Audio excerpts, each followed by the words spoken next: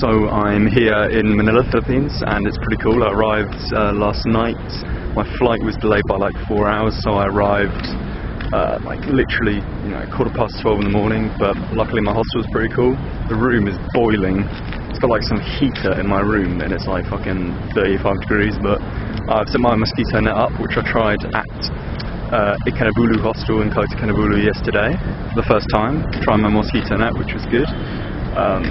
But there was so much fucking trouble at Malaysia airport in Kota because they wanted me to do a fingerprint scan, and I think that's against every human being's human rights, so I refused to do the fingerprint scan and was taken into the immigration chief's office, where he was absolutely furious because he said that by not having my fingerprints done I was disrespecting Malaysia and I was going against what Malaysia stands for, and he was furious and he kept saying that, oh, you're disrespecting me, and I was just being polite. I was like, no, I'm not disrespecting you, I really don't believe that it's right for a person to give their fingerprints away, because it's one thing having your name and your date of birth and your details scattered all over the internet, which I mean everyone's got now, Facebook and shit like that, but you can change your name and your date of birth and stuff like that can be changed. But once your fingerprint, which is actually part of your body, is on the internet, it's crazy. So I refused and he was furious, but so I spent half an hour in the office. He phoned through to the head of immigration for Malaysia and I was allowed to go through without giving my fingerprints. He also said that I was the only person in the history of that airport to ever refuse a fingerprint scan out of nearly 1.5 million people that have passed through it.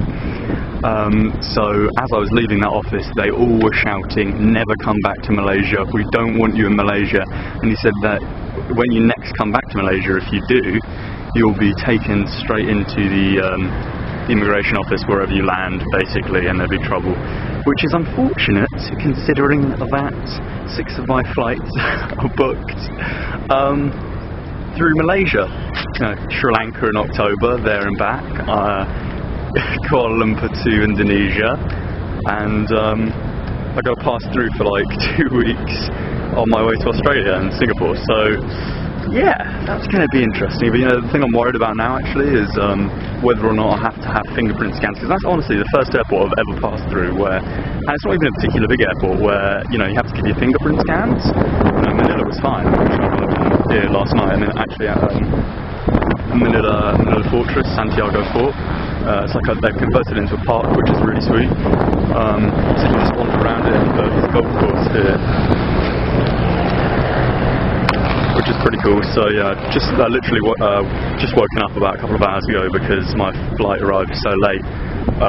Quite a nice sleep, but yeah, what I'm worried about is the fact that there might be fingerprint scans in Beijing, China, and China's one of those countries where if you say no, actually I'm not going to give my fingerprints, they will probably chuck you out of the country or put you in a cell. But I mean, I'm sticking by my morals and my ethics, and I'm not going to give anyone my fingerprints. I mean, it's completely unnecessary. It's a fascist culture and I'm not having it.